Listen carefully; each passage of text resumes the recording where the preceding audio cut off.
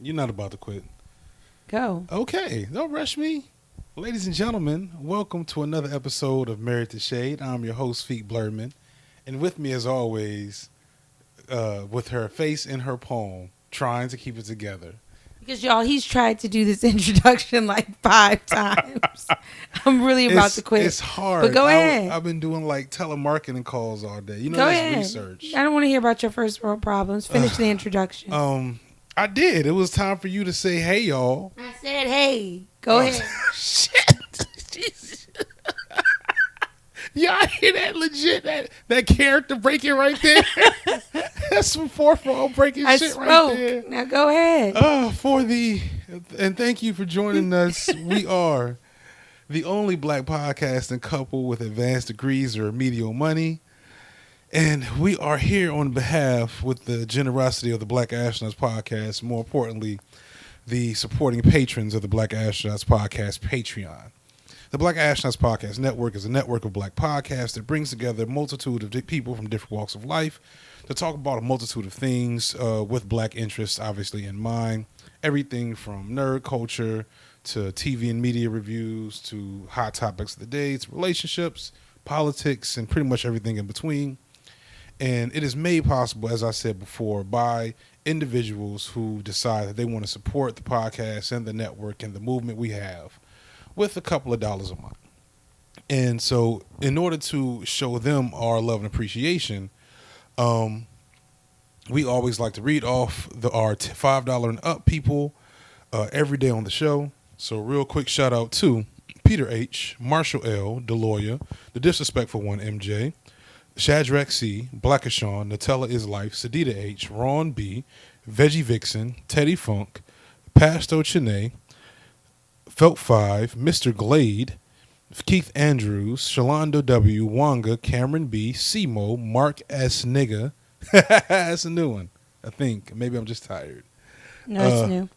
Ashley G., Shonella, Knowledge, Dre, Donald, Ophelia Ono, Charlie Snowflake, Angela D., Beverly S., Jordan H., Terica, for wash folks who take naps before the hood, and for wash folks who take naps before the club and never show up, DJ Food and Drink, Ariana, Just DeAndre, and Devo G., Scrum Master Flash, Nikki M., Tasha Salad, Shauna E., and the legendary 11 question mark. Thank you all so much for your support. And with that said, baby, how was your day? Or should I just say, how have the last 6 days been since they pretty much blended together? Yeah, I was about to say, so the last couple of days have been a blur. Like, I still haven't recouped. Still working on low energy, all that good stuff. But today was actually pretty good. So went to a meeting, did some really good networking. What are you laughing? Just saying, you thought you was gonna say something more interesting and exciting than went to a meeting. It was exciting for me. Oh, it was man, exciting. awesome. Don't put down my dreams. So I went to a meeting, did a lot of networking, so that was good. Oh, I got an email at the beginning of the week requesting my participation in an interview that will feed into an article for a magazine that does features on Atlanta entrepreneurs. Yeah. You also had a big, you crossed not a threshold, you had a breakthrough today in that you, without hesitation, introduced yourself as a business owner. Oh, wow. Yes. So I'm often introducing myself based on client relationships. And I think I talked about this some podcasts ago. So I have now, I've had a breakthrough. I went to a meeting with a client and some possible future clients. And I didn't feel the need to lead with my association with that client because they were in the room and they were the reason why I was in the room. But I instead led with my business. I know that seems trivial. I don't know if any other entrepreneur has suffered with that. Like, I don't know, but I was proud of myself. So thank you for that shout out. But the main thing is the magazine. And I'm just trying to grind, you guys. Just running away from broke. Anybody want to help me? I'm down. So, that was pretty much. You have bad imposter syndrome. Oh, I Yeah, I do. We can talk about that one day. Mm-hmm. But I also did some social media surfing. So Tuesdays are usually my busier days. You know that. So I don't do a lot of like real social media engagement. Like if I'm in the car or something, I may pull up, but I'm not really reading. I'm just kind of mindlessly scrolling. And so I read a question on social media, and it was a woman trying to figure out if her husband was cheating. And one of the things that she said was he came home smelling like another woman, and his justification was he used another woman's lotion at work, and that's why.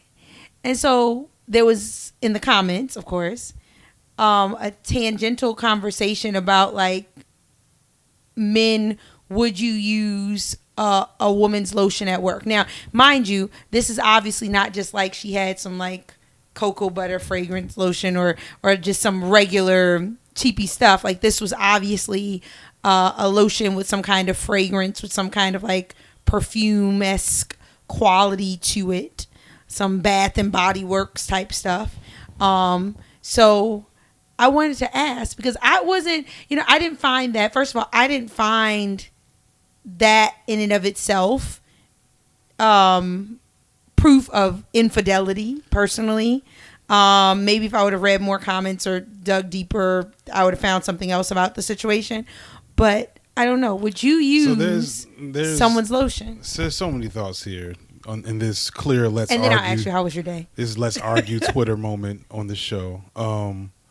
So I've used women's lotion multiple times. I figured. Because I be going to work ashy, and I be needing lotion, and women are usually the ones that carry lotion if you need it, and sometimes it smells like pomegranate and cinnamon and shit, and that's fine. It don't. So which brings me to my next point. The smell don't last that long. So that's a good point. I didn't even think about that because I'm not one of those women who like carry really perfumey lotions in my bag. Like I'll have a lotion, but it'll be like something that really has almost no smell. So I didn't think about the fact that the fragrance wouldn't last long, but I thought about you, and I was thinking my husband. So you will eat off other people's plates. Like you eat off other people's plates, and I don't think you can get much worse than that. Like you have no shame. So I was thinking, like, I don't know if just using somebody's lotion is a sign of, now like you said, if he came home smelling like it, either he used it right as he was walking out, right, or something else is going on, right? Yeah. But the conversation about the lotion, which I said was, much of what the comments were about, like there was really only one guy who said he would. All the other guys like, I would never do that, because I know my wife doesn't stand for that. Yeah, and I was like, I think my husband would do that. Should I feel disrespected? I don't know who they're married to. I mean, maybe, we're weird, babe. We're weird. I don't know. Maybe there's something really intimate. Like, maybe, like, they're using the lotion and then they're, like, fucking. Like, the lotion is, like, which lube. is a problem, right? And that would be a problem. Like, I was like, but maybe the woman is applying the lotion to them with her vagina. Maybe. And so, that would also be a problem. Because generally speaking, if I use a woman's lotion, they toss me a lotion bottle. Yeah, you use the lotion, and then right? rub it on the ashy parts of my body, and then I give it back. I usually don't even say thank you. I didn't know that was a thing, but there were a lot of men who was like, I know my wife wouldn't tolerate that. But niggas I don't use other women's lotion, and I was like, wow, men are especially black men. We're in a precarious position right now. I think I need to just raise my standards. I have a let's argue Twitter moment. First I have to ask you, how was your day? I'm sorry, that was just on my mind. Nigga, you don't care about my day. Let's keep moving. I don't. I really don't. You only ask that to keep the facade going and make sure I ask you on a daily basis. Well, that's what this is. But I really don't care about your day. So here was something I thought was very deep, and I'm happy I remembered it because it was something I definitely wanted to talk about, and we almost forgot it in the struggle mess that was getting this show started.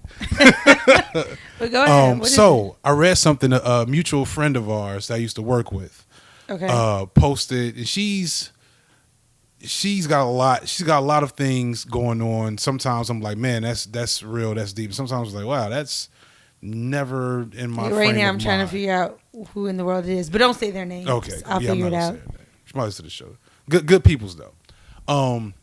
And so she posted something about how hearing a man yell it triggers a like visceral fear response.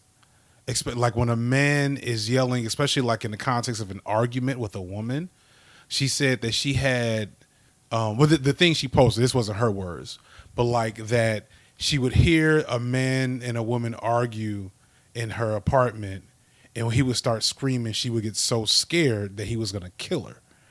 And then this particular, it was one of those situations where there's like a series of like responses to one thing, and like the whole conversation of social media as the social media post. And it was going over all these women talking about how men raising their voice and screaming, even if it's like not like innately aggressive or even towards them, kind of fills them with almost a fight or flight sensation and makes them scared. And I thought that was interesting for a couple of reasons. One, as a black man, I don't have that Teddy voice from the main show. And if you know Teddy, you know that Teddy has like that. He's like a couple of octaves away from Barry White. But I have a relatively deep voice. And I've often found myself in a space of cognitive dissonance when I'm like presenting or talking. I work pretty much in all women's space. I was a teacher, then I was a social worker, and now I'm a health researcher. And all those positions make me a minority among women. And I found myself being told, hey, man, you're coming off kind of aggressive. Really? Or, hey, chill out, ease up. And I'm like, I'm just talking. I'm surprised I'm because you don't speak, even when you're passionate about something, you get sort of like giddy and you smile a lot. Like you right. you emote with your facial that's expressions. That's not working me though. But you don't, but I know, I mean, I'm not speaking about just how you may be when we interact, but when we're in mixed company, like if we're out, because a lot of the events, a lot of things we go to, even with our kids, like there's a sort of networking element to it because we're meeting even now so many people for the first time at kids' parties and things of that nature.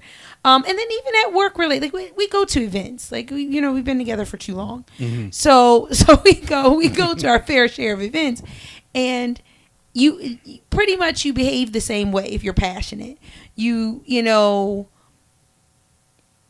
smack, what is it? Suck your teeth or do the little. I don't know what you're talking about. Don't point that out because people are going to be looking at that. Kind of thing. Please count that in the podcast, folks. Please do not do that. But, but you do that and you get giddy and you emote with your face, but you don't change your tone. Mm-hmm. So back to your point, I'm surprised that you would get that sort of response because you're not a person whose tone fluctuates too much based on your level of passion or excitement, which is what I was thinking about when, as you were going through what you read, because, I think I probably have the same response. And it's because it's probably because of a couple of things. So one, the men in my life, so that would be like my father, you, and then maybe like my brother, right? Consistent male figures in my life. Neither of you yell. And I grew up, just, to give context, in a household where my parents, argued quite a bit. But my father, he didn't yell. My mother would yell and she'd, scream and do all the probably classic stuff that you can think about. But my father, even when he was at his nastiest, if you will, he was still he wasn't a yeller. In fact, he really didn't get nasty because my father was quicker to walk away. And maybe that was, he's trained that way. Like my father would literally just leave a room. But if you're a woman who feels wrong or who is enraged and upset, that's like the worst thing you can do, at least to my mother, because Really? she would follow you. Okay, good. I know what to do next time you get on my nerves. Whatever. So yeah, I think, yeah. So because I'm not accustomed to men yelling, and because I know that odds are, most men are going to be stronger than me, and pose, if they care to, some serious physical threat to me, or can pose, I should say. So yeah, so if a man is yelling in my space, I think I would be somewhat fearful, or at least seriously concerned. Yeah. It's interesting because, it's not something, it's something that I've known because of, again, my own experiences with cognitive dissonance and having people tell me I'm aggressive. And you know me. I can't believe somebody would tell you you're aggressive. Yeah, I'm the least that nigga ever. You know what I'm saying? I don't know if I understood that.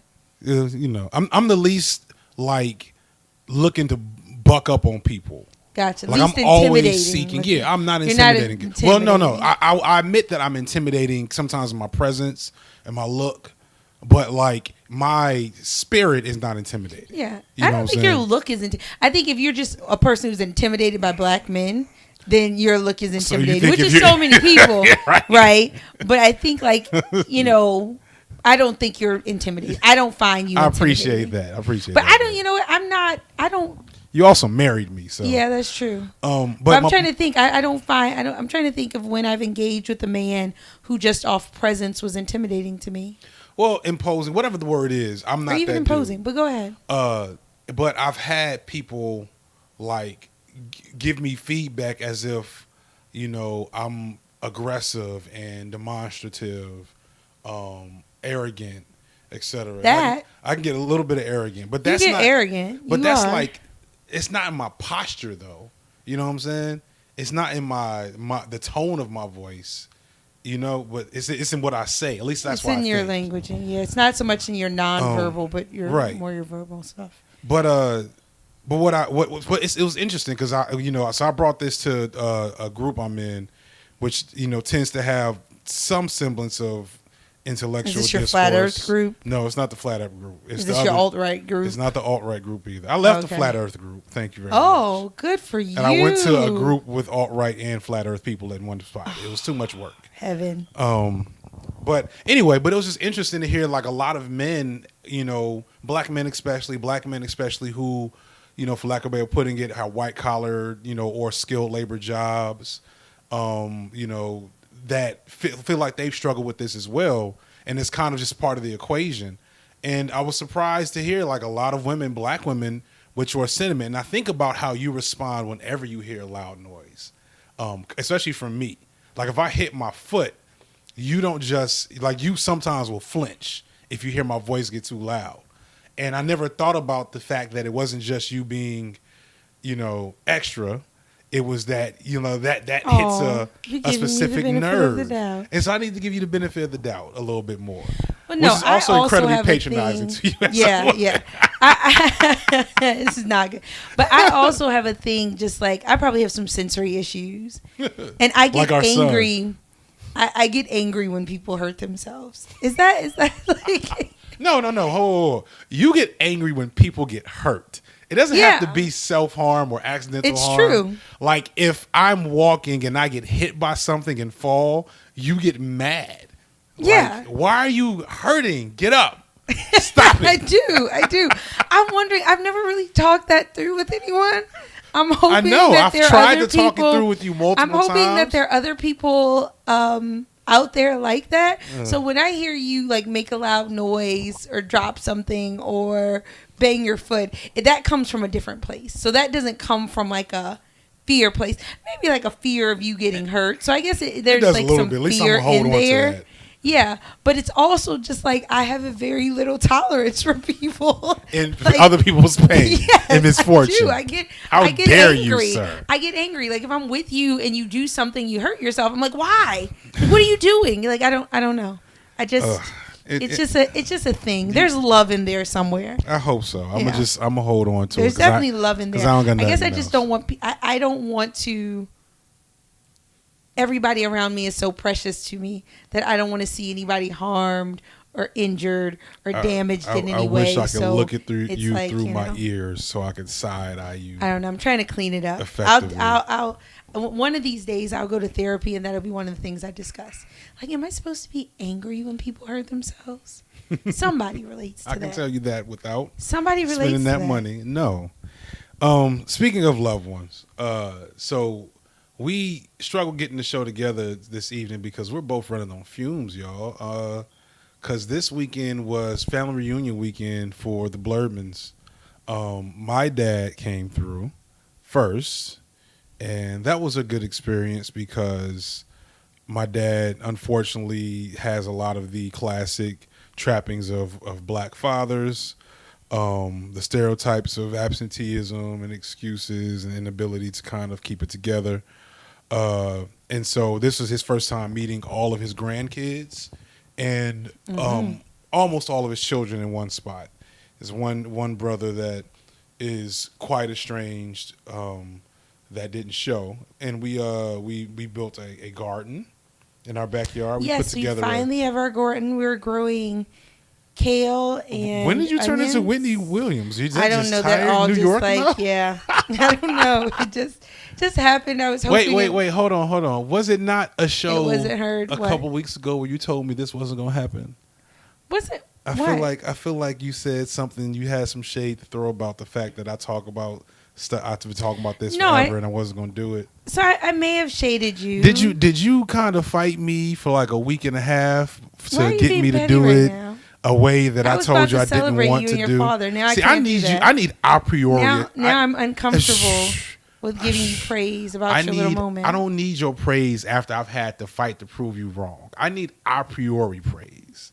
I need praise in the pocket so I can go and do what I do out of love for my wife instead of out of spite. I'm gonna show this motherfucker I can do this. Spite is just a far better motivator. It really is. But no, I'm happy we have our garden.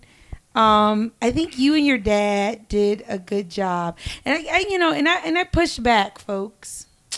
I pushed back because you don't learn nothing. We have no. Again, I think I just have a unique way of motivating you, and obviously it worked. So I want to give myself a shout out for the hard work that I put in and keeping us functional. So we have a big yard, and as we add things to it, I want to make sure like it flows and things look like a feature, and it doesn't just look like busy and unorganized, right? Mm-hmm. And so I was, I just wanted to make sure that whatever you and your dad created was going to look like a feature, and it did. It looked like a feature, and then I wanted you guys to be successful, and so that was another, like, I had a little anxiety over that, but you guys were successful, and it looks like a feature, and I'm very happy about our kale and our onions. So hopefully, maybe next show we'll have something. We'll be eating the kale. We won't be eating it, but it'll have sprouted a little bit. Yeah, it won't be there. It's gonna take some time. We had the rest of the family come through. We threw a birthday party. The rest of the family meaning my mother, both your parents, your grandmother, my brother, my niece, my other niece showed up. My sister came through with her niece. Your brother came through with his daughter. Yes. Yeah, it was a lot of people. We had a lot of foot traffic. Like, in fact, our floors feel like sand. Yeah. Because even though you can't see it, there's been so much dirt tracked that they really need to be nobody cares clean. about you. I'm just saying. Just talking. Our youngest son slept through his birthday cake celebration. Yeah. So I think it was cute. You posed a question if your kid falls asleep before the cake part of the party, did you throw a great party or did you waste your money? I feel like we threw a great party because the time that he was supposed to play, he was really alert and he played. But yes, he fell asleep as soon as the more traditional party elements came into play. As soon as we sat down, the pizza, sing happy birthday, the cake, the sitting at the table with friends, gone, all that. He was knocked out. Slept through it all. Out, yeah. But so I think the theme of this weekend was us being not just exhausted but stretched. We both sat at different times outside, either with each other, with relatives, with parents, and had people say to us, "It's great that y'all get to sit out here on a regular." and both of us said, we never sit out. You never sit out. Yeah. You know, to backtrack, and this is not to somehow compromise the remedial money tagline of the show, but we live in I think this reinforces how right, remedial exactly. it is. We through savvy, I would say through savvy, we have claimed access to a life and a lifestyle, savvy and hard work. Access to life and a lifestyle that looks a lot better than our dollar signs would suggest. I disagree. You disagree? I disagree. The point I'm trying to get to was we have but a very nice. But you don't always disagree with these. Yeah, things. you get really iffy. You get real white girl when we start talking about money. I just get real. My point is that we have a pretty nice house in a now much nicer neighborhood than it was when we bought here. With a large backyard and a nice back deck, and then a front porch with a balcony. We have outdoor living space, so we have a balcony. There you go. We have a porch. We have a deck, and yes, we do have a large yard. All of those things are true. And we never use them or see them. And we don't. And so family visiting is exhausting. I mean, we really did have a lot of foot traffic, and maybe had at least 7 or 8 people sleeping here each night. Mm-hmm. Right? So it was a lot. But it really made me grateful. So sometimes family comes in town and I have to really manage my energy. And then you have to manage like all their energy because they bring stuff, right? Mm-hmm. Not literal stuff, but just energy stuff. This time, and maybe for the last couple of times, if I can, kind of give props to our family, like people have really come with the right spirit. And so there hasn't been a lot of heavy lifting on the emotional front. It's just exhausting to make sure you have towels and pillows and blankets and food for everybody. But to your point about the sitting outside, so when people come, they often want to sit like on our front porch, and we live on like a dead end sort of cul-de-sac-y type thing, so there isn't a lot of people watching to happen, but you can still just relax. And then they want to sit on our back porch, and only when family comes in town do our kids really enjoy the yard. So like our kids and other kids will be in the yard, or they'll remind us of our balcony. And so my parents were asking us, like, do you guys and your brother grilled on our back deck this week? And so they were like, well, do you guys sit out here? Man, you're so blessed. Man, I love this house. Man, these moments, these memories. Oh, it's so great to see the kids swinging and things of that nature. And we're both like, yeah, we do none of this. Yeah. Like when people are gone, we grind. And so it was really a blessing to sort of be forced to be grateful, That's true. For what we have, because the whole remedial money thing, the joke I made earlier about running away from broke, like I think we're in as young, having young children, as still, relatively young professionals. I don't know when you can stop saying you're a young professional, but relatively young professionals, like you're grinding, like we're grinding, like I we owe people, and like right. Everybody, right? Student loans. We got debt, not so much deadlines. We got explicit goals. We need to hit. We have goals. Like we're supposed to according things.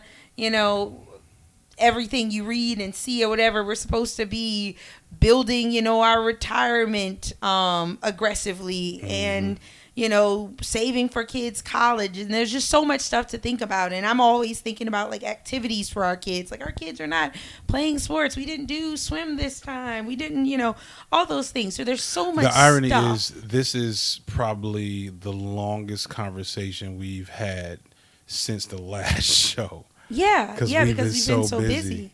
We've been so busy ramping up for a party. Like life just has a way of busying you. Our oldest was on a tantrum sweep the last 2 weeks. Yeah, but life just has, to wrap it up, because I feel like I've been ranting, but life just has a way of busying you, and you just sometimes forget to be appreciative. And I heard someone say the other day that when you don't appreciate what you have, you lose it. And so what I realized in sitting out with my parents and watching people use our house in ways that we don't even use it ourselves. Mm-hmm. I was like, you know what? Got to do more appreciating what we have, because there's some great stuff going on, and I definitely don't want to lose it. Well, we need to. We're almost in a position where we're gonna have to just start buying back time. Literally paying somebody to live parts of our lives for us that we don't want to do anymore. I don't know. Like cooking and cleaning and picking our kids up and or dropping them off. Oh, I observed. Speaking about buying back time, because I don't know, because so many elements. So I've said this on the show before. Like, I am not living. I'm living the best version of my life I can live right now, but not my best life. That makes sense. So, so I don't know if I want to, like, I need to start prioritizing better. And I think I'll get more of those moments, so they don't just have to happen when someone's in town. But I don't know if I want to, do the whole buyback time thing, because there's elements of the grind that I appreciate. Fuck that. And want to remember. Fuck but that. in my business meeting today, I was able to hear it. You see a lot of stuff, at least in my timeline on social media, about black girl joy. I don't see as much about black boy joy. It's there. Or black men joy. I know it's there. Mm-hmm. But I overheard there was a young man there who was there representing his company. He had great presence. And I overheard someone possibly kind of hint at wanting to offer him a position at their organization, which was great. So he's obviously doing great things out here in the streets. But he smiles, like this huge joy-filled smile. And he's like, I'm kind of living my purpose right now. And I was like, what? I was like, look at you living your purpose. I was like, what? So he's like, I'm not really looking to make any moves. So I don't know. Just reflecting on that. Thought I could share. Yeah, my purpose is to chill the fuck out a little bit more. And that's your purpose. So see, this is the thing. Is the reason why we feel differently is for the first time in our relationship, I am the one with way less time and energy for living. For the most part, when we first got married, you were working for Enterprise, which is the worst job possible. I was so young. Don't do it, kid. And you left. There's people who still work there. Right. It's people who still work there. Not maybe the same and Uber's people, a thing. Like Enterprise can't have but seven there's stores. Some kid who's like straight out of college, like doing that. Yeah, they heard Enterprise is a good job, and it's like, it's not. It's not. But anyway, go ahead. But what was I about to say? And then before Enterprise, you were working with an organization that has you. Yeah, I actually had a decent job and worked there. Well, semi-decent. Yeah, that was a short better than that. But one of the organization you worked at most prominently before that had you working like 9 to 9, and then you went from that to your previous position, which for the first chunk of it you were working because I was low on the totem pole. Whereas I was teaching, I was home by 4:00. At the latest, except for when every holiday off. Every holiday off. When I was teaching at the college, I was home at 2 and didn't have to go in till 1 on some days and had all this time off. And it was perfect when we had our first son. And you're like, I need a vacation. I'm like, what the fuck you need a vacation for, bitch? Just like, let's just do some shit, some fly shit in the city. You know what I'm saying? Play this game with me. Let's play Portal 2. Anyway. But like now that I'm in an office, and not only am I in an office, our schedule with the boys is way more time consuming. So I get maybe, I get no time to myself actually, except for when I don't go to drop them off in the morning with y'all. And so, so I have to say, do I want to take the hour and really chill and just take a moment? Or do I want to exercise because I have high blood pressure? I really need to get my exercise game back up.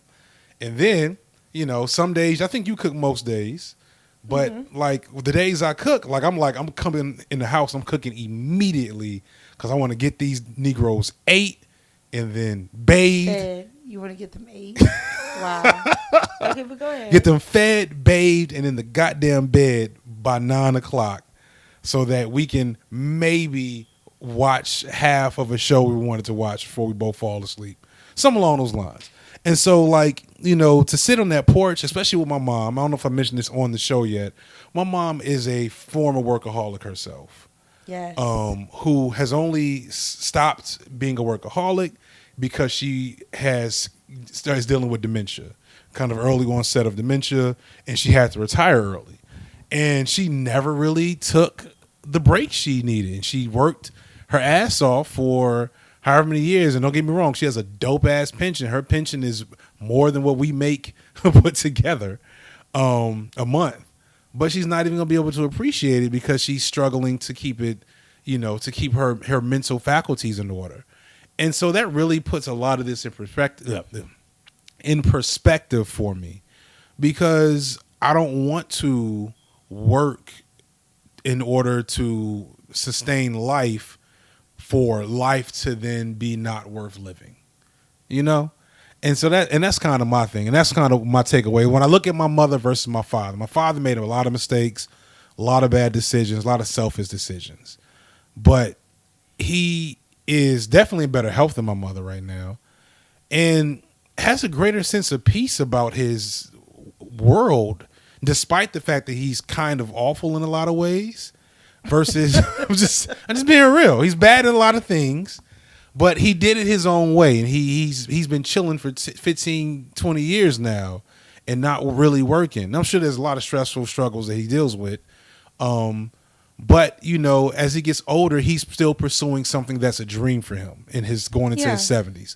And my mom, I don't know if she ever was pursuing dreams when she was working. I know she was pursuing work. Yeah, I think she was always pursuing work. I think your mother is unique amongst all, both of our parents, like your father and then my parents, in that my parents always pursued a passion alongside their job. And in this, last phase of their lives, they are now just 100% in their passion. Mm-hmm. So my father just does his art, just paints. Not every day, not all the time, but he paints. And my mother, and sells it and goes wherever his art will take him. And my mother is just dancing. And she literally does that almost every day, all the time. But it's her passion. It's what she really, really enjoys. And she's doing it. And you're right. Your father, he's just doing his passion, And unfortunately, your mother is the only one who, I don't know if she ever coupled. I don't know. My mother's passion was dance. Know what her passions were. She probably didn't do anything seriously regarding dance after she had me. She's, I think you would agree, the most successful of all our parents by a relatively significant margin. I think she's the most financially well off, which is a measure of success. My mother made it to the highest levels of her profession, which is a profession that goes to a pretty high level. My mother was two people away from being in the cabinet for the president of the United States. Don't throw shade at my mama. You already talked about her secret. I'm not throwing shade. I mean, your mother, don't diminish her accomplishments. Everybody's career path was different. So the ceiling for various careers, it's just different. But yes, your mother has a lot to be proud of. I'm not throwing shade at But no, I'm just being. I got time for that. All right, cool. That's all right. We'll talk about this after the show's over. But the point is that, but in retrospect, the value of that, it's in question. It's in flux. Speaking of president, I can't segue this. I don't want to segue my mother into this next person. No, so I'm gonna just stop into some cut topics, right? Because we've given all this family. We've been bonding for a second because we haven't talked for 2 weeks. Right, reflecting. I mean, I would encourage other people, and I do want to make sure, wrap it up in saying, you live your best life now. I want to make sure we're not putting off our best life as some place we're going to arrive at. Mm-hmm. And we are incorporating some of those things we dream about and we're passionate about and just make us happy. Some of those mindless things into our everyday existence, right? Right. Because I think that's for everybody. That's the best life. That's life goals. So someone else, so this person, I think this is an appropriate segue because I don't agree with everybody's life goals, but this person is definitely living life the way they want to live it, unapologetically. These are, so we spent the last like umpteen 11 shows having to report upon the tragedy that is black manhood and in the modern millennia. Some tragic the ongoing displays tragedy. Of okay, thank you. Black I appreciate you trying to help build manhood. Yes. And so it feels good to stop to jump on somebody else's back for a second and talk about two sisters that's just all bad out here. So I think this first one, she's not been welcomed back into the fold. No, not at all. Yeah, what so wives? don't, sister is relative, but she's definitely an African American, a woman of African descent. Skin folk is somebody called. Yes, skin folk, not kin folk. Shout out to Angela Riley. She's the person I hear that say that the most. But Omorossa. So I think by now everybody knows about her antics, the fact that she began recording some of her interactions while in the White House and is now using those recordings to corroborate parts of her book that she is promoting that came out on Tuesday. Now, I'm going to be honest, or last Tuesday. I'm going to be honest, I have been here via YouTube for most of it. Not an Omorossa supporter, just getting that out there. But I find fascinating on some TV. level the way she is manipulating the media. So if you've been mentored, and I talked to you about this, if you've been mentored this is by a really someone, interesting theory. It's not even a theory. It's just like it is what it is. Mm-hmm. Like if you've been mentored by someone. So my past job, like we said, so at some point I found myself in between jobs, took a job at Enterprise and was giving an elevator pitch to everybody I met because like I didn't go to college for that. That was how I felt. Like, sorry if I offend you.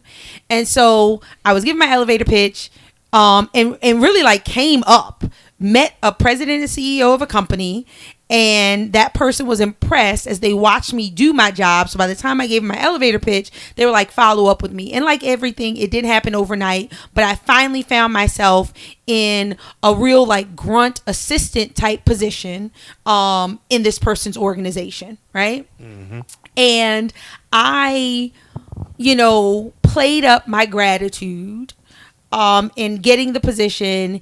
And this CEO of this organization took me under their wing, her wing, and decided to really mentor me. Decided that she was going to invest in my success or me understanding the particular business sector we were in. So this is how it relates to Omorossa, because Omorossa has said and still says that Donald Trump was her mentor for 15 years, and there's this thing when you are really seeking to acquire a skill set that someone has, and you're being mentored by them, like if you work hard, because assuming that like your mentor is older, right, which is why they're more seasoned, right? Mm-hmm. So there's like ebbs and flows. You peak in your career, and then because of age, and things like there's usually a wane, right? You go up and then like you're going down. So if the mentorship relationship is done well on behalf of the mentor and the mentee, there will come a time where you guys are matched and then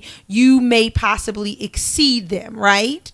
Because you have youth and some other things, like you develop a competitive advantage, right? Right. And so I'm a 40 laws of power person, not like really, really, but enough.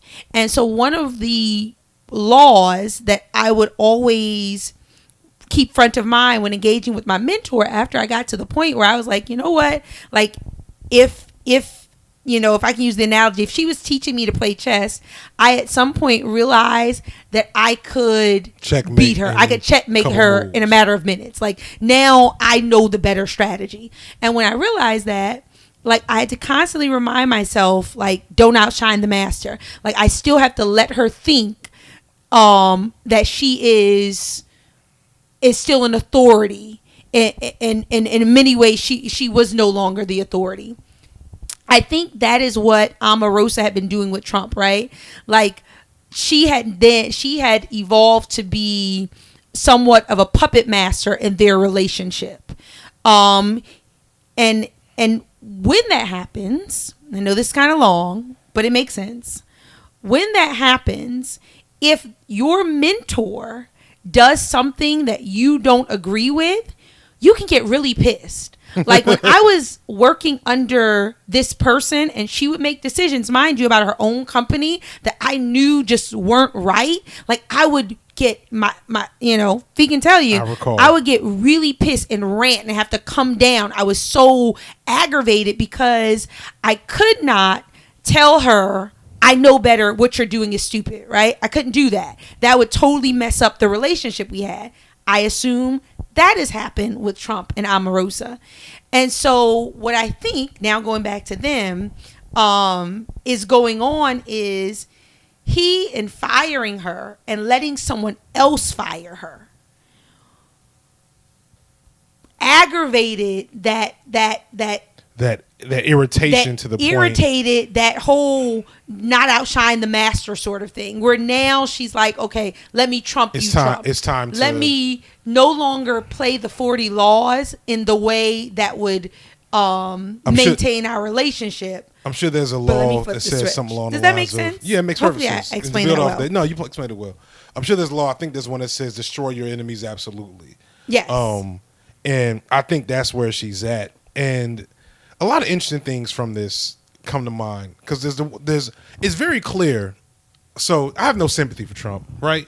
But there's been a lot of talk mixed in with all the anti-Trump stuff, which is its own economy now, which is problematic in and of itself, about Trump being having issues with his own mental health and faculties, about dealing with dementia or something along those lines himself, which I'm inclined to believe because who's not taping this motherfucker? Like, how many times can somebody be in a room with you and tape you? Who are your people? Yeah, I think it's like, who are your people? I don't think he's suffering from any mental decline. Well, that's been part of one of Omarosa's talking points. But I do think that he is full of himself. And, there comes, I think he's one of those people who knows he's an absolute expert on everything. So, like, he no longer feels the need to read and listen to other people's opinions and stuff like that. And that makes you vulnerable to a circle of people around you that don't have your best interest at heart. And I have no compassion or care for Trump. It says something about him truly, aside from the obvious, that he's had this many people in his circle betray him within 2 years. But so for her though, what's interesting to me also is that she's clearly using this. This is her grand opus. She had been taping this dude since 2016. Well, it seems like the tapes came in the latter part. It seems no. This is before the election. Based on the content of the tapes that she all of them have been post. No, based on the content of the tapes that she's released. Now we don't know what else she has.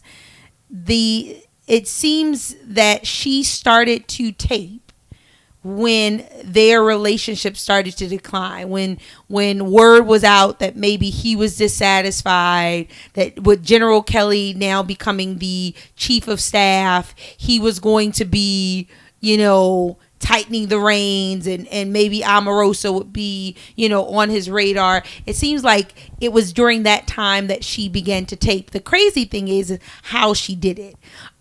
She has not, of course, she won't say, because it would open up another can of worms for her, because she taped in the Situation Room and in areas, but primarily the Situation Room. That's crazy. That are supposed to be some of the most secured spaces, period. So the fact that she was able to get some kind of device in these rooms is a great security risk.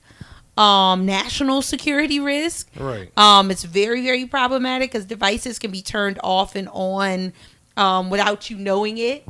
and signals from devices can be picked up. So there's a reason why certain areas don't allow devices, and the fact that she has, these recordings. But my thing with Omorossa is, what's her long game? I listened to an interview. Her long game is the bag.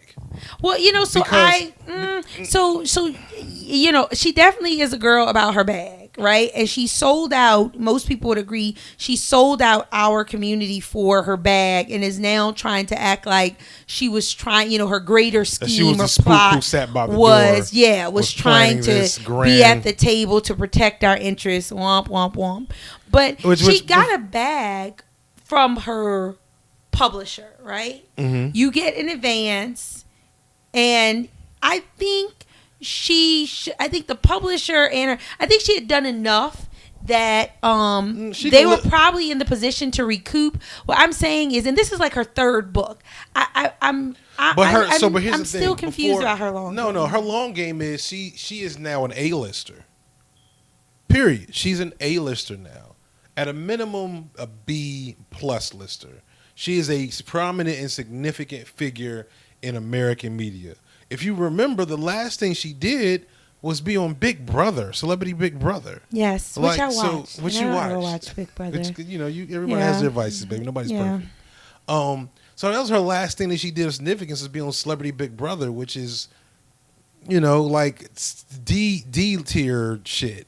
And she went from there to whatever, and now in the White House, her plan is to never go back down.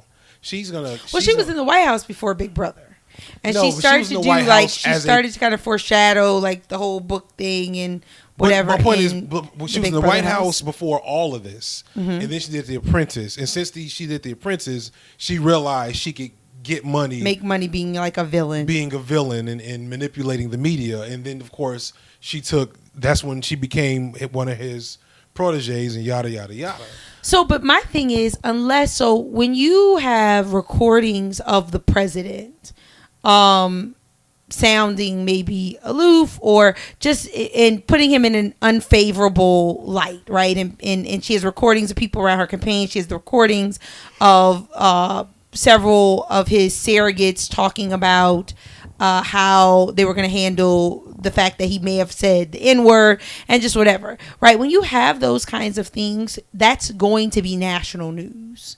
You know what I'm saying? Because it is, like I said, again, the recordings, because of national security issues, are just like, it's crazy, right? Like, you don't record people in the Situation Room. Right. So she knew, her publisher knew, everybody around her knew that the moment she released one of these recordings, regardless of the content of her book, which I'm told is largely about her life pre the White House, this is just a marketing ploy, but she knew this was going to be national news, right? So she made national news. Cool. She won in that regard. But the news cycle and folks' attention She's already out. We're a week late on her story. She's already, and this is going to sound horrible, she's already now doing black news outlets, which is telling, because she didn't go to black news outlets first, which lets you know her intentions are not pure when it comes to like her love of the community and all that kind of stuff. But she's going to black news outlets now because she's run through all the major outlets, right? The mainstream outlets, as they're called. And so like that, the interest in the story is waning. If she doesn't have another big video, then what's her next move? I'm confident she probably does have at least one audio tape, major tape or whatever. When is her book supposedly dropping? Book dropped last week. Last Tuesday. She's probably got something else coming, or maybe she's gotten all she needs. I don't know. I don't care. She's a snake. But yeah, it's this as the White House turns thing. And this kind of translates to we can translate to our other person on the Summer Jam shit screen is the fact that like people like want to bring her back to the cookout, and I'm like, why? Like I don't get. Like I get so. Without getting into the weeds of my disdain for woke book and hashtag activism and activists that we treaded for, it's felt like months. I do know there's always somebody trying to get a hot take that to start an argument about, oh, we should, Omorossa did this, Omorossa did that. Somebody was like, she really did believe that she was going to do something to help black people. I'm like, well, she's a fucking idiot, because no way. No, you're an idiot if you really and you're an idiot. That's kind of what I said after polished. That. Girlfriend is polished right. when it comes to this media game. Like, she is on point and her talking points are consistent each interview, whether you agree with her, like her, whatever. Yeah, you give her points for being a force, but that's it. And she's a snake and opportunist, and you don't bring those people back into the fold once they've shown you who they are. So I don't know that anybody's trying to bring her back to the cookout. I think it's one of those things like and this is what I like about our community. So I like sometimes this can go wrong, but so many things can go wrong. But it's one of those things like you can talk about your family, but other people can't talk about your family. So when Trump did his series of tweets, like calling her a lowlife, and then eventually, I think in one tweet, calling her a lowlife and a dog, nah. Like, I mean, first of all, just call the president of the United States calling anyone a dog is like ridiculous. And I think he's called a couple of people a dog over his time. But then to call a woman and then a black woman, all things considered, based on what we've learned and seen and know of this president, like, nah, we ain't gonna have that. So I don't think it's like okay, Omorossa, step to the side and we gonna handle this. You know what I'm saying? Because we can't let this behavior fly. But like, don't walk in the cookout yet. Just sit over there. You know what I'm saying? Because the relationship's still not strong and you may not get in. So I don't think anybody's inviting her to the cookout. I think we have to. So that was before.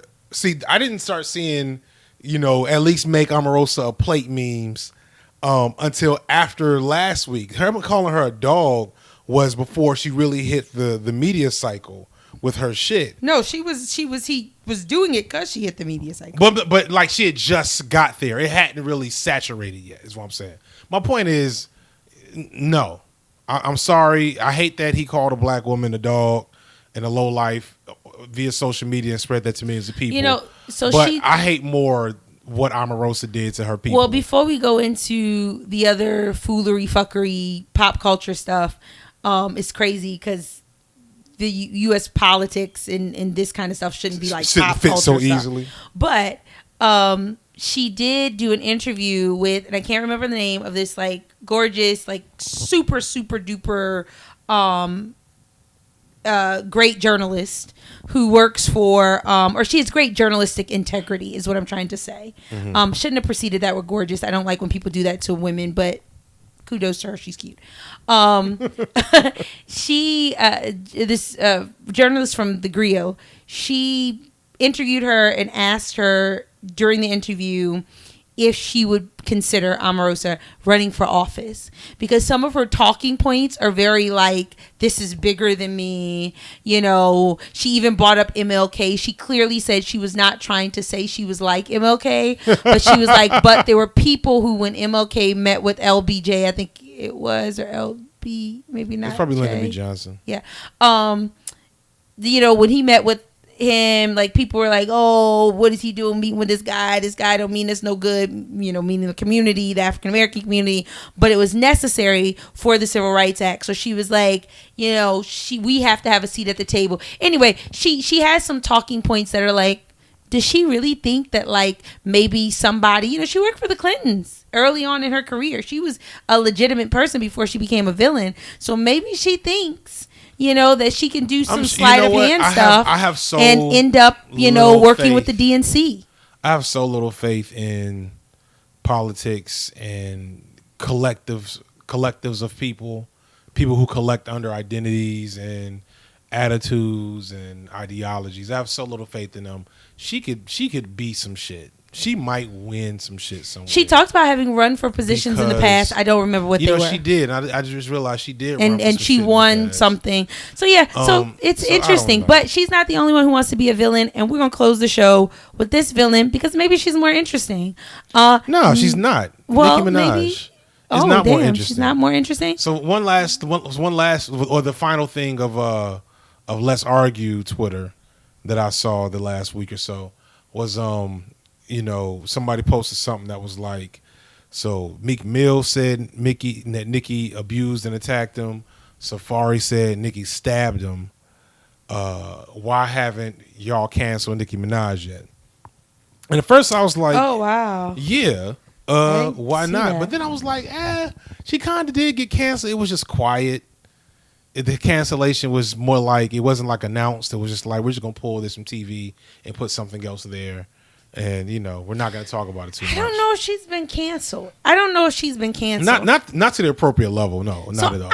I'm big on, so as I go down my YouTube spiral sometimes and just click on stuff and just get lost, like when I find myself being extra critical of some of content, I give the content creator, the benefit of the doubt, and I'm like, okay, am I their target audience, right? Mm-hmm. Like, are they making this for me? So I don't know if Monique, wow, where did that come from? Because she's acting kind of like Monique did. Maybe, I don't know if Nicki Minaj has been canceled. I don't think it's fair to say, because I think we're not her target audience, and probably most of the people you engage with in social media, you're chuckling. No, I'm not laughing. Her target I audience. randomly am thinking of Roseanne Barr. I thought the bitch was white. Like that just came. Well, Monique came and offended. That's defended her. Yeah, that's what whatever. happened. Anyway, yeah, we're not going to give that any time. But that's funny. That video is hilarious. But so Nicki Minaj, I think like her audience, they're still barbs. I think she's trying to call them now the kingdom. She doesn't want barbs because she's trying to grow up, which brings me. So give context to why we, in case somebody does not know, why one would classify Nicki as a villain right now.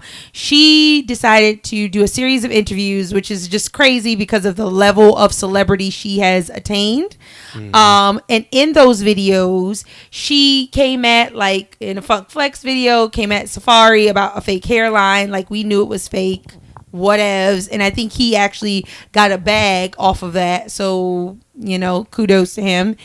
And then she just has been doing other things. I think she may have some radio engagement that she's doing with Apple Music, like Queen Radio or something, that she's used as a platform to go after people. She's still throwing shade, some not so subtle, at like Cardi B, and has been doing it all around her album release. And her album debuted at number 2. So it's, I don't know if what she's been doing, has really been successful. So you have to wonder if, as I think about it, I think if she'd have just been quiet and then dropped the dope ass album, it would have taken care of itself. It may have. She's making herself look silly. Because we still haven't listened to her shit. We have. I will not. I don't want to. Because another thing is, we didn't watch the VMAs, but the VMAs came on yesterday, maybe, or maybe the day before yesterday. I don't know. It came on at some point, and I was in my timeline. People's outfits came up. Like, this is what Jennifer Lopez wore. She got some big award. Jennifer Lopez to me is just one of God's favorite children, because like, I don't know why she gets to do the things she's not a good actress. She not a good singer. Sing. Like, she's not that great of a God's dancer. favorite child. Like, God just said, you know what, baby, win, and she just went forth, because that's so it's true. Just it's like nothing there. Waiting for tonight. Oh, and when Ashanti. This is tangential, but when Ashanti can dish you, you know what I'm saying? That maybe you're not a superb talent, because I think Ashanti was recorded on their like VMA's red carpet saying, hopefully tonight Jennifer Lopez will record one of the songs that I wrote for her or whatever. So it's like, oh wow. So yeah. Anyway, But one of the reasons why I will not download Nicki Minaj's music is because she has not been able to transition well into like an age appropriate space. So there's like one part, I know her content isn't created for me, but when she does interviews, I expect that I should be able to connect with something about it, because she is an adult woman. Right? So when I can't connect with her when she's not in character, because we have to agree that Nicki Minaj is a character, right? When she's trying to be like Onika, which I think is her, real name, like something should resonate, and it never does because maybe she's lost herself or something, but like she hasn't been able to transition. So mind you, she's been going after Cardi B. I think she's just really fucked up. Well, she probably is, but get this. So when I was looking at the outfits to make that statement make sense, Cardi B went to the VMAs and like a real, she almost looked like classy. Yeah. Like she had a pixie. Did you see this? Yeah. She had like a short haircut that may have been a wig, but like was really natural looking on her. Like she looked like money, like celebrity, like, still youthful, but like something. You saw an evolution. You're like, look at this mother who's an artist, who's making money, who's married, who's getting it, who's entertaining, all that kind of stuff. And then, like, you looked at Nicki Minaj and, like, the caption under her outfit said, Nicki Minaj wore a bathing suit. And that was it. Like, and it was like, damn. And this is a woman in her, like, mid-30s. Like she just... Her brand is not evolving. So, because I have to leave it behind. Not that I was a Nicki Minaj fan. You were never a Nicki fan. But I just, you're only just, like it's just sad. 65% here for Cardi just because you think it's cool that she's doing a thing. But yeah, it's interesting to me, because it started with, her not really responding effectively to her brother who's a pederast, or pedophile. Is it pederast or pedophile? I'm tired. I don't know. I've never heard that word Pederast before. is the word. Pederast is the word. Okay. It's like one of the words. And then, of course, the epic fail of her beef with, it's pederast, is one of the words. The epic beef, which is the epic fail, which was her beef with, what's the other girl's name? Remy Ma. Remy Ma, where she just got demolished to the point where that was probably where her stock really, like, that happening right before Cardi like blew up, dropped, or right when she was dropping Bodak Yellow and was like, hey, no, seriously though, Cardi B, you can't, this isn't tardy for the party, what I'm saying? This is a legit trap banger that's gonna be the song of the summer. What was that, 2016? I feel like so all of those things combined with now hearing that she stabbed, according to his story, and she low-key didn't deny it. She stabbed him and almost killed him. He had to lie. He said he tried to commit suicide to save her everything. I think so. People were trying to cancel Nas. I don't know if he was successfully canceled. No, he wasn't. When Khalees did an interview and happened to mention that their relationship was abusive, and she did say that they would like both fight each other, right? Not to excuse Nas's behavior, right? But like people were like, okay, Nas, is that who you are? If that's who you are, like, nah, I'm not with it. There is a obvious double standard, and maybe it's just because word hadn't gotten around about her Funk Flex interview, which I kind of don't think so, because like a lot of other media outlets are getting talking points from that interview, but there hasn't been. I haven't seen anybody want to cancel her because of that. I hate to bring this up again after we took a nice break from it, but the folks that are the most gung ho about the cancel culture and the outrage culture and whatever else you want to call it, it's always more about fitting their narrative and keeping their supply in motion. Gotcha. So maybe you're not getting enough likes from it. Yeah, there's not enough of a way behind it. Like, people were pulling up Charlemagne stuff out of context from 10 and 20 years ago. What I'm saying? With receipts that were incomplete and yada yada yada, and it almost got him. And of course, as I said back then, it's not going to do anything. He definitely felt it, and it's not going to do anything because of the same reason this isn't going to do anything. People don't really care; they just want to say something. Which is sad, because some of those things, some of the conversations around Charlemagne and around different people need to be had. So it'd be nice if people had a genuine dude that was calling me out for saying Charlemagne was a problematic fave is not gonna say shit about Nicki Minaj stabbing her boyfriend and almost killing him. Probably and protecting a probably pedophile. not, but it's tragic. Nicki Minaj came into this space, right?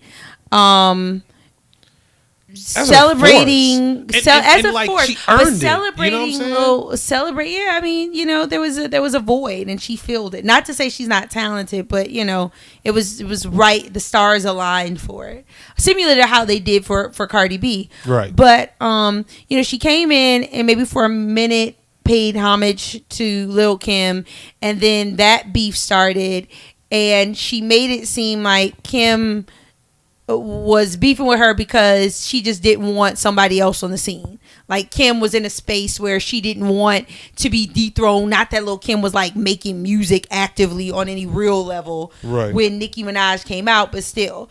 And so it's very funny because I think we're learning that that's really a part of her character. Yeah. She doesn't do well playing with other kids because she's now beefing with every woman that has gotten significant in rap music has had a beef with Nicki Minaj over the last decade. I was listening to something, they were like, we only saw like female rappers, they were saying need to do more together and, get together, should be supporting each other. And someone was like, well, we saw that, but we saw it juxtaposed to Nicki Minaj and all the hate she spews when like Cardi B bought out like however many female rappers at like Summer Jam or something like that. So, so it's obvious that there's some character flaws with, Nicki Minaj as a person, even outside of like her as an artist and like her the character of Nicki Minaj, Well, like there's something there. She's one of the ones where fragile. I really want to see, like there's a couple of people where I want to see their biopic. She should just do the Rihanna transition. You've always said she'd be a good actress. I think she would be. Yeah, but she's carved herself up too much to work. Now she has. Like, yeah, she's like. Because I think she could have been. She could have been playing the roles that Rihanna is playing. And because I think she's probably like Rihanna's not all that talented an actress. That's a person who's living their best life. Just kind of bringing it full circle. Has she dropped more than like just a song or two the last like 5-6 years? I don't know, but she's gaining weight. The weight is working, right? And she just like has seamlessly, like quietly, is transitioning from one phase to another. Like her brand is, not even quietly, because she had the makeup launch and that was like huge. She fucking billionaires. Huge. And then she's like, she's Rihanna. That may always happen. True. But then she's like, now doing a movie thing. They caught her on a movie set with like, Childish Gambino doing I did something. see that. So I don't know. That somebody caught that caption. We'll end it with this. Somebody captioned that and said it was pictures of him and he still looked like he did from This Is America. And she had on like some old African whatever. Your aunt and uncle from your aunt and uncle that's vegan that smoke weed all the time. Yeah, or something. Some shit like that. I don't know. It was funny when I read it. It was funny. But yeah, man. So shit is wild as usual. We gonna skip today's Shady Moment in history because I forgot about that shit, and we already 10-20 minutes past our usual runtime. Well, before we go, wait. We can talk about. You were supposed to be responsible for the Shady Moment. Was history I? Today. So yes. So I don't know if this is not. I'm sure on this day somewhere this person was throwing shade, so it will work. And I'm sorry, we totally skipped that. Cardi B threw hella shade to Nicki Minaj during those awards. But it was righteous. In the spirit of shade, Aretha Franklin. We lost Aretha Franklin, I think top of last week. Bottom of last week. Like Thursday. Last week? Was that bottom of like last Wednesday week? or Thursday. Again, folks, we had all these people in our house, so days have blended together. But it was definitely a great loss. I think I saw a lot of like friends doing tributes and a lot of people like posting pictures and different things. Aretha meant a lot to the community because not only was she a great talent, but she also lended her voice to the civil rights movement and worked to support some of the like MLK and Rosa Parks and some of the very prominent folks in the movement. So there's a lot of thanks to be given to Aretha outside of just the celebration of her artistry.